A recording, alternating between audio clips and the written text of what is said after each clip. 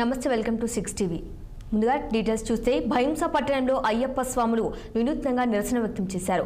News cover చేసేందుకు వెళ్లిన media ప్రతినిధులపై సినీ నటుడు మోహన్ బాబు దాడికి పాల్పడటాన్ని అయ్యప్ప స్వాములు ఖండించారు. అయ్యప్ప దీక్షలో ఉన్న జర్నలిస్టుపై దాడి చేయడంపై ఆగ్రహం వ్యక్తం చేశారు. చేతులకు కండువాలు కట్టుకొని మీడియా స్వేచ్ఛను హరిస్తున్నారని అయ్యప్ప స్వాములు నిరసన చేపట్టారు. మోహన్ బాబుపై ప్రభుత్వం చర్యలు తీసుకోవాలని డిమాండ్ చేశారు.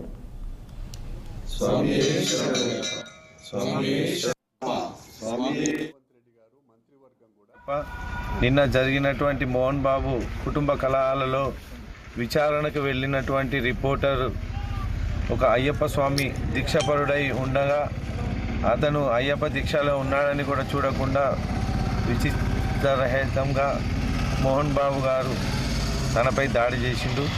ఆ దాడిని మేమందరం అయ్యప్ప స్వాములను ఖండిస్తున్నాం.